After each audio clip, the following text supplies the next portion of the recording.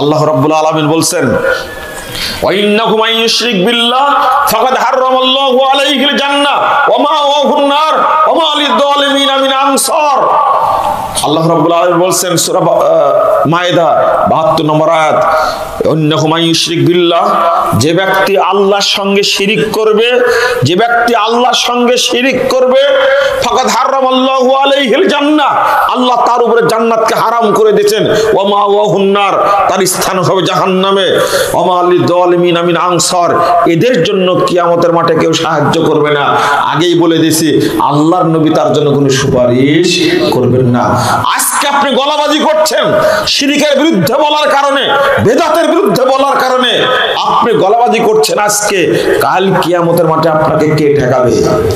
ইব্রাহিম আলাইহিস সালাতু ওয়াস সালাম তার বাপকে সুপারিশ করে উপকার করতে পারবেন না। তার বাপ খুব দাপট দেখিয়েছিল। ইব্রাহিম আলাইহিস সালাম তার বাপকে বলেছিলেন, বাপ তুমি ছাড়ো মূর্তি পূজা, এ কোনো ক্ষতি করতে পারে না, উপকারও করতে পারে না। বাপ বলেছিল কথাগুলো শুনে, আর গিবরান তানে আলী হাতিয়া ইব্রাহিম, ইব্রাহিম তুমি আমার মূর্তিগুলোকে, আমার এই মাবুদগুলোকে ভৎসনা করছো, লাইল্লাম তানতাহি, তুমি যদি বিরত না হও, তোমার মুখ যদি তুমি বন্ধ না করো, লারজুমান্নাক, আমি তোমার মাথাকে পাথর দ্বারা গুঁড়িয়ে দেব, ওহজুরনি মালিয়া, দূর হও তুমি আমার বাড়ি থেকে বহিষ্কার করে দিয়েছিল। আজর তার ছেলে ইব্রাহিম আলাইহিস সালাতু ওয়াস সালামকে আল্লাহ রাব্বুল আলামিন সহ্য করবেন না। কাল কিয়ামতের মাঠের কথা আল্লাহ রাসূল সাল্লাল্লাহু আলাইহি ওয়াসাল্লাম বলছেন, সাহাবীরা শুনে রাখো, ইয়ালকা ইব্রাহিম আবাহু আজর, কাল কিয়ামতের মাঠে সহিহ বুখারীর 473 পৃষ্ঠায় বর্ণিত হয়েছে প্রথম খণ্ডের। আল্লাহ রাসূল বলছেন কাল কিয়ামতের মাঠে ইব্রাহিম আলাইহিস সালাম তার বাপের সঙ্গে দেখা করতে যাবেন, আজরের সাথে দেখা করতে যাবেন। আপনি শুনে নিন শিরকের পরিণাম কত খারাপ, এই মূর্তি পূজার পরিণাম কত খারাপ, শিরিক করার পরিণাম কত খারাপ। দেখা করতে যাবেন, ওয়ালা আজহাজা কাতারা খাবারা, এমত অবস্থায় আজরের মুখমণ্ডলে থাকবে ধুলায় মলিন, চুলগুলো এলোমেলো হয়ে থাকবে। বাপকে বলবেন ইব্রাহিম আলাইহিস সালাতু ওয়াস সালাম, আলাম আকুল লাকা লা তাসিলি, আব্বা আমি কি আপনাকে বলিনি আপনি আমার অবাধ্যতা করবেন না, আমার নাফরমানি করবেন না, আমাকে মেনে চলুন, আমি কি আপনাকে বলিনি? ইব্রাহিমের বাপ আজর তখন বলবে সাথে সাথে, ফালিয়াউমাল আসিকা, বেটা তুমি আজকে যা বলবে তাই শুনবো, আজকে অবাধ্যতা করব না। এটা হলো কিয়ামতের মাঠ। কিসের ক্ষমতা, কিসের দাপট! আজর ছিল নমরুদের স্বরাষ্ট্রমন্ত্রী, ডান হাত ছিল, দাপট কত ছিল! ইব্রাহিম আলাইহিস সালামকে দেশ থেকে বের করে দিল, বের হতে বাধ্য হলেন ইব্রাহিম আলাইহিস সালাম। তাহলে কিয়ামতের মাঠে সেই আজরের কোনো দাপট থাকবে না। দাপট আপনি কতদিন দেখাবেন? এক সময় দাপট শেষ হবে না, মৃত্যু তো হবেই।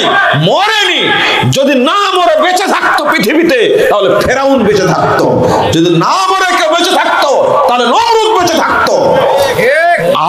আমি বলছি শিরিকের বেদাতের বিরুদ্ধে আপনি মানে বেশি মাতবরি করছেন, বেশি গালিগালাজ করছেন। কি বক্তব্য দিয়ে গেল?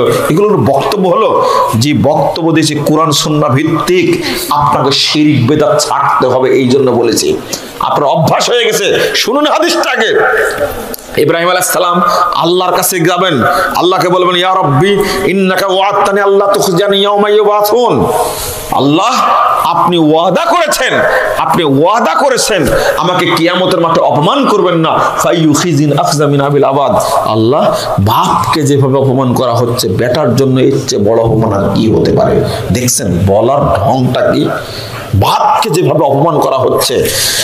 আল্লাহ রাব্বুল আলামিন বলবেন ইব্রাহিমকে, ইন্নী হারামতুল জান্নাত আলাল কাফিরিন, ইব্রাহিম হলো না, তোমার সুপারিশ গ্রহণযোগ্য হলো না, আমি কাফের মুশরিকদের উপরে জান্নাতকে হারাম করে দিয়েছি।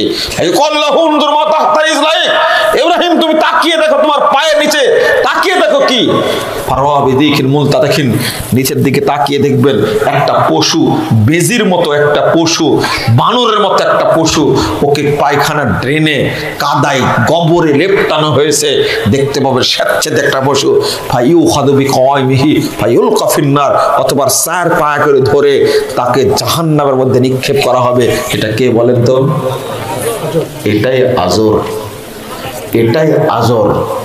ওই যে চিন্তা করুন, ফেরাউন এত বদ মানুষ, তাকে বানর করার কথা হাদিসে নাই।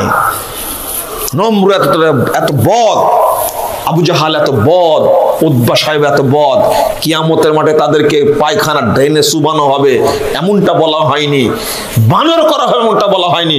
কিয়ামতের মাঠে আজরকে ড্রেনের মধ্যে ফেলে আনা হবে, বেজিতে বানরে পরিণত করা হবে, অতঃপর জাহান্নামে নিক্ষেপ করা হবে।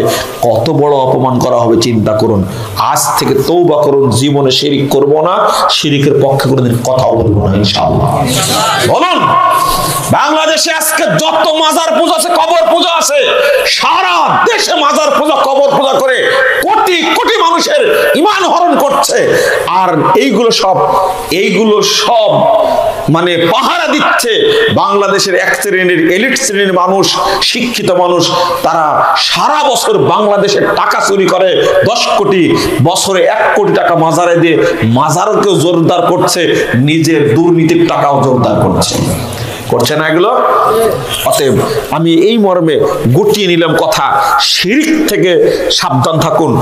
আজকে বসে থেকে বলুন, কারো গলায় যদি তাবিজ থাকে, ঢেপি থাকে, কোমরে যদি ডোর থাকে, কোনো ছেলের, আপনার কোনো ছেলের কপালে যেন ওই সকালবেলা কালো টিপ যেন দেওয়া না হয়, মনে থাকবে। এটা কমন শিরকে পরিণত হয়েছে, কমন শিরক। মহিলাটা করবেই। জন্মদিনের সময় বেশি শিরক হয়, আর মৃত্যুর সময় বেশি বেদাত হয়। জন্মের সময় কি বেশি হয়? শিরক বেশি হয়। আর মরার সময় বেদাত বেশি হয়। বেদাত করলে আল্লাহ নবী মুহাম্মদ সাল্লাল্লাহু আলাইহি ওয়াসাল্লামকে অপমান করা।